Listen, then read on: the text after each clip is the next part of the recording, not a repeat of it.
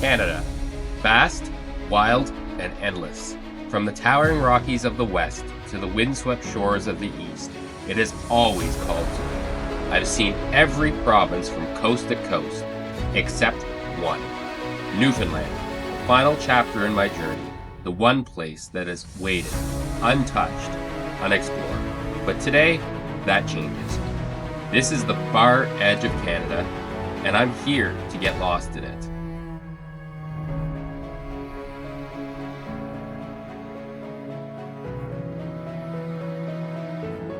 Good morning. It's day 4 of the trip. We are at Blow Me Down Provincial Park this morning, making a nice breakfast. I'm making myself bagels on the frying pan because I didn't bring my bread toaster. So I'm going to be frying those up on the frying pan instead, and I'm also making some coffee. Morning ritual, grind my beans and French press my coffee. And Jen's over there enjoying some Lucky Charms. But we'll check back in a little bit once we get things packed down. We got a lot of awesome hikes planned today.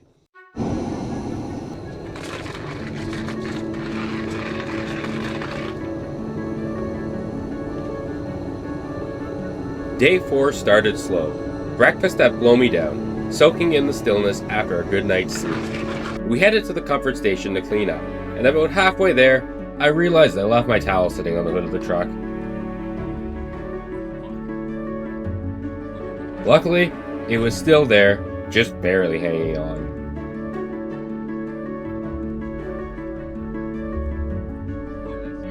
After that, we started poking around the area to look for a geocache hidden nearby. It's not exactly remote, but it's tucked away just enough to make it interesting. We're going geocaching. We're gonna find one. So we're gonna go try and find it. Girl Guides of Canada placed it there. The hunt is on. We're climbing over down trees, ducking under branches, second guessing every turn. That is a tree route. I think we need to discover it. We take turns with the map, trying to line up the terrain with where this thing should be. It's close, we can feel it, but close doesn't always mean easy.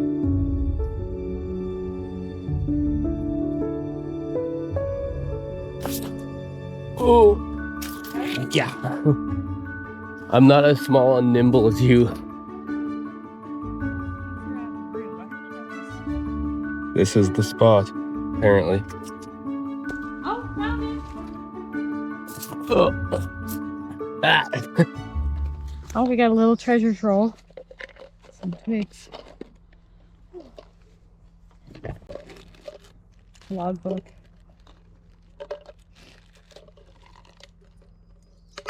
I don't think that's supposed to be in there. So we got a seashell and a troll. And I think I'll add some stuff to it. What else do we got? Harry Potter pen. Geocache. I used to be a Girl Guide. I'll fill her up with some stuff.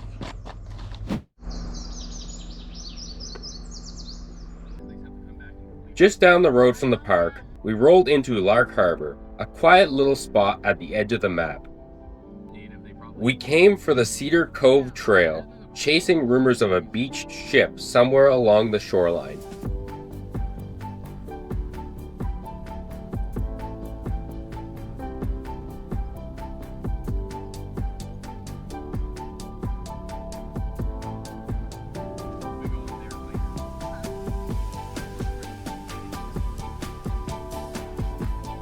We parked near a small fishing wharf, alive with movement, voices, and the smell of salt and diesel. A perfect mix of rugged charm to kick off the trail.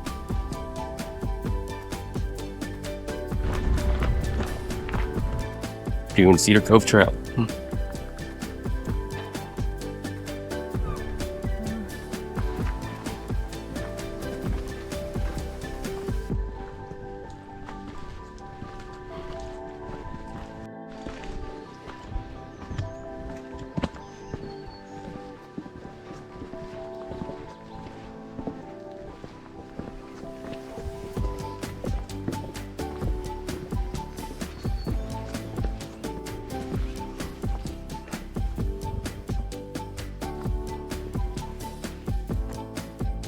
Day 2, teaching Zachary how to hike.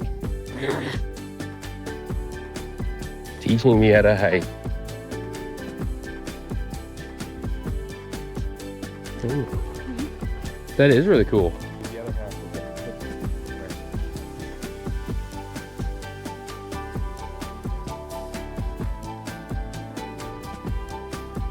It's a toad. Oh, it's a toad. Okay. Yeah. Hanging up underneath the trunk, so I don't know if we'll be able to see him. That's okay. As we hiked through Cedar Cove, we started noticing old fishing gear, ropes, floats, and buoys, repurposed as trail markers and decorations. A bit weathered, a bit creative, and a nice local touch that made this trail feel like it belonged here.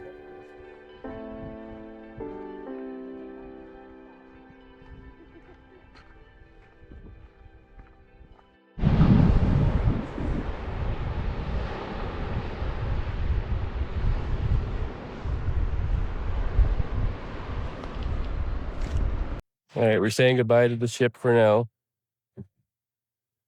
On our way back across here. Look at these blown over trees. Like, that just tells you how windy it is here, that they're growing sideways.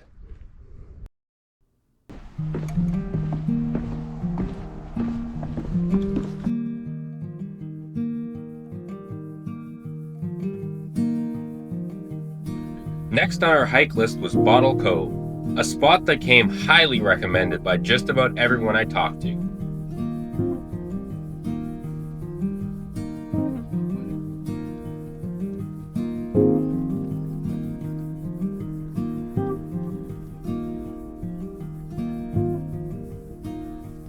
Thankfully, it was only a short drive up the road. We pulled in, took a quick lunch break by the water, and then hit the trail.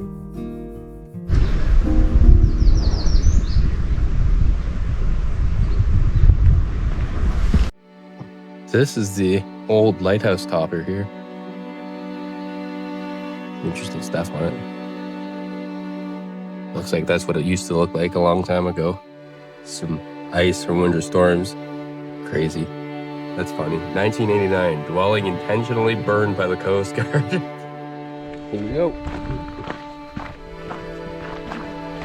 Mm-hmm.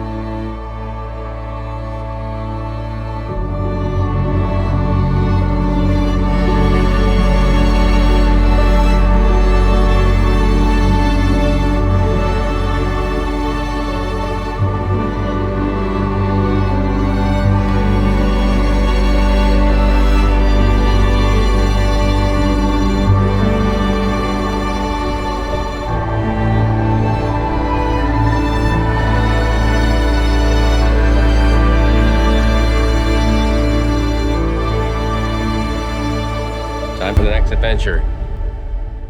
How do you feel?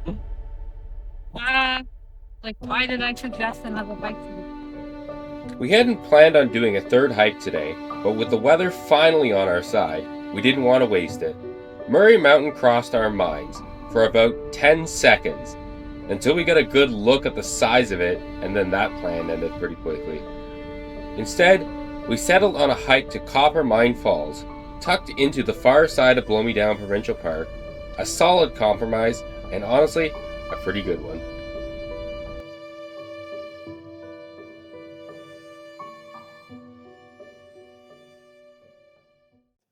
So that's the trail we're not doing. That's the one that's like 3.8 kilometers straight up. That's the easy way, the Copper Mine Falls.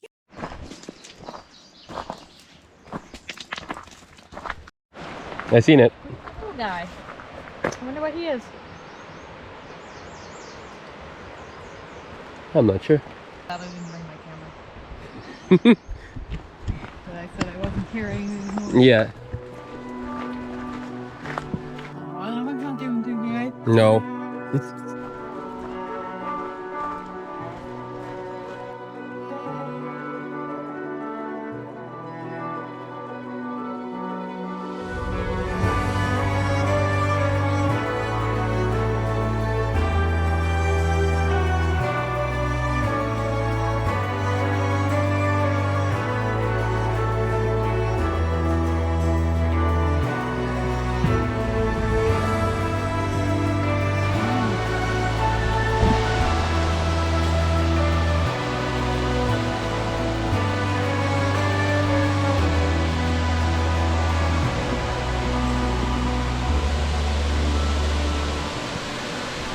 Oh my God. Beautiful.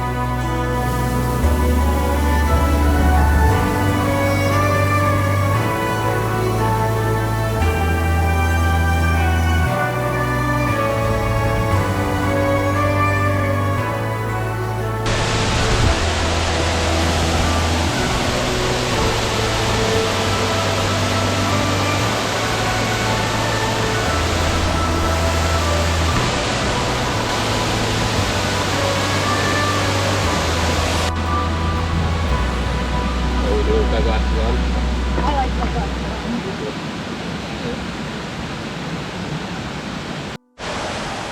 Against their better judgment, he put the phone on the tripod. In the river. In the river, yeah. But that's okay. I got my money shot. That's all that matters. Exactly.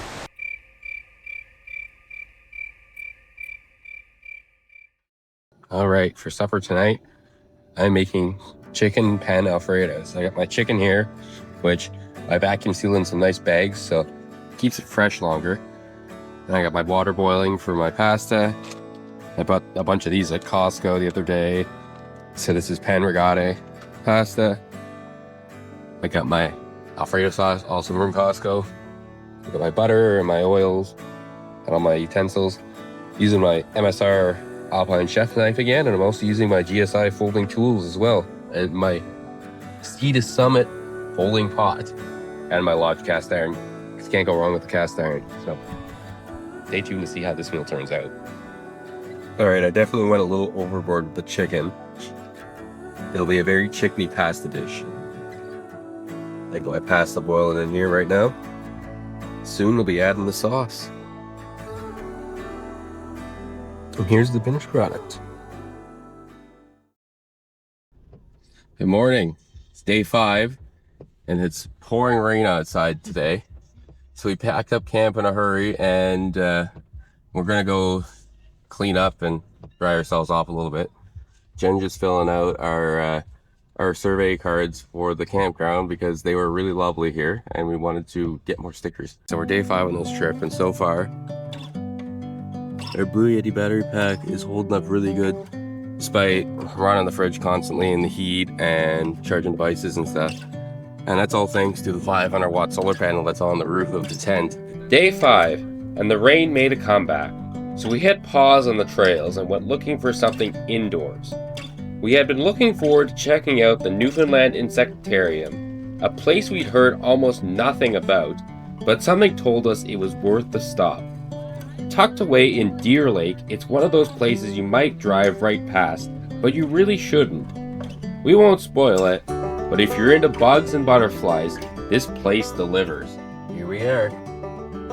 The Newfoundland Insectarium. Apologies, my window is covered in water. Jen's pretty excited about this place. Yeah, this is a find from her, so I'm pretty pumped about this too. They have a glass beehive, so it's gonna be pretty cool. Some days there's 100 in there drying their wings, right? Really? Oh, okay, wow. Most of the new ones have hatched now. See that old butterfly right here? See the eye spot? Walking through the butterfly emporium feels like stepping into another world. The air is warm, the light's soft, and there are wings fluttering past your face every few seconds. Tropical flowers bloom along the path, and a little fish pond sits quietly in the middle of it all, like the whole space was built to make you stop and breathe for a second.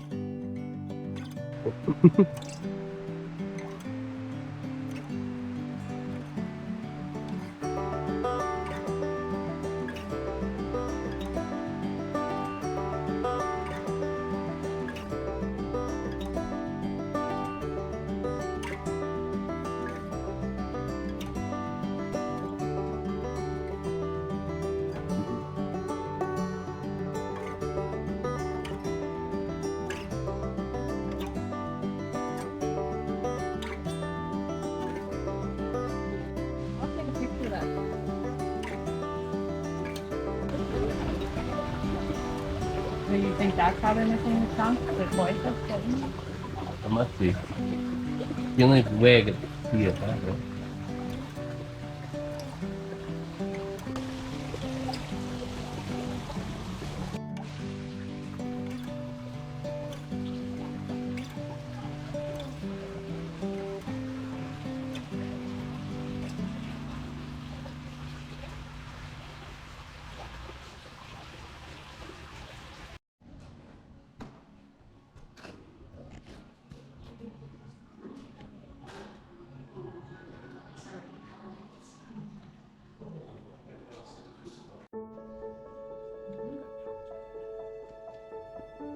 Where'd you see him though? Oh, here over here they're sharing the leaf. Oh, look at that. Well, there's a couple of them going on. Glass a little pretty decent.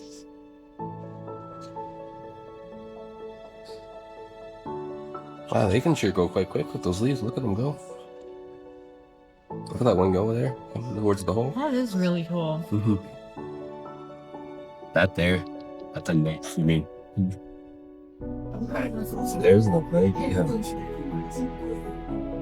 Look at all them.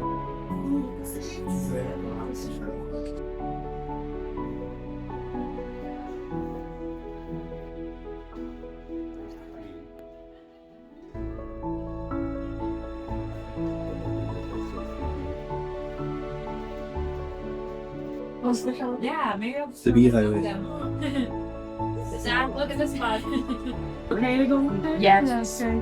She won't bite or anything either, but I'll bring her up to the spot now. I just don't think Here we go.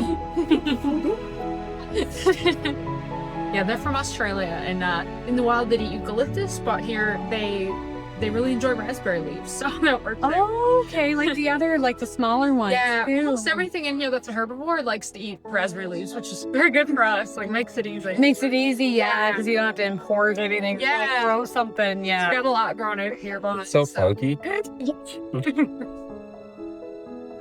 So yeah, she's a female. So the males are like long and skinny and have like actual working wings. Oh, okay. Oh, so they take off. Yeah. Oh boy. Are you okay, or you let me grab? No, I meant oh boy that they fly. Oh, there's Yeah, a fly. they Okay. don't fly well. Like, they're kind of like chickens. They only fly like a little bit up or a little bit down, you know? He likes, yeah. Yeah, I'd say so. Oh yeah. Stickler's like climbing up on Uh-oh. Newfoundland parasitic wasps. I really don't want to run into that one. Or either of those. Or whatever this Newfoundland biggest insect is. These things all weird. But better on clothes and stuff, right? Like, yeah. She's pretty cute. No. She'll climb right up to your head.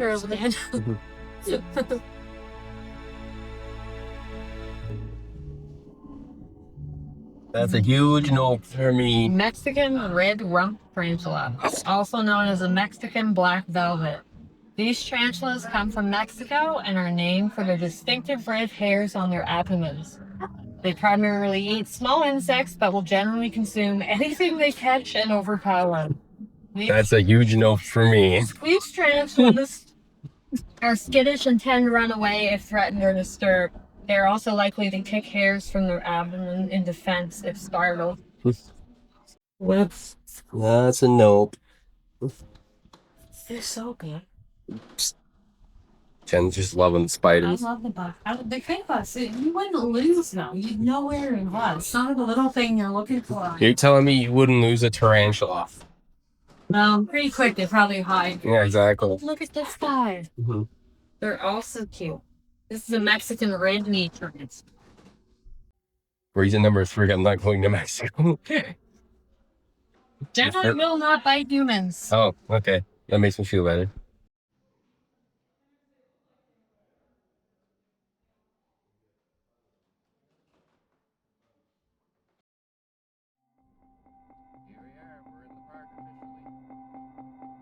Next up, one of the most anticipated stops on our trip, Gros Morne National Park. One of the first things we noticed when we entered the park was that the park has a moose accident scorecard. Almost like they have a problem.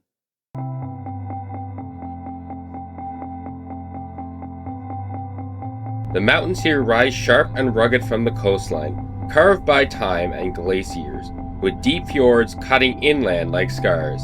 It's not the same scale as the Rockies, but it hits different, older, rawer, and somehow more personal. We've been looking forward to this one for a long time.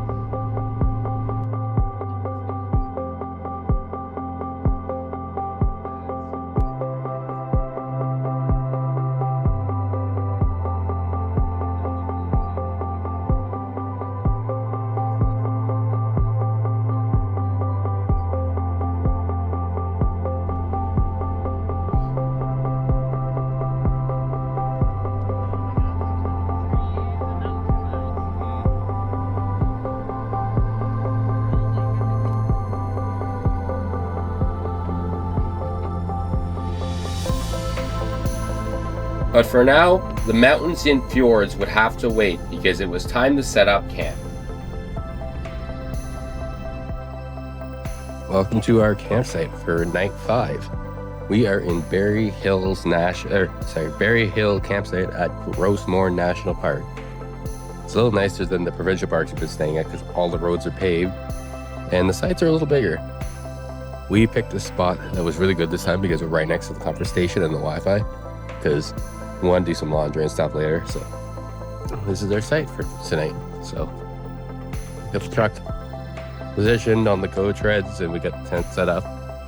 Kind of rainy and overcast today, so not likely we'll get much solar power. But yeah, really happy with this spot.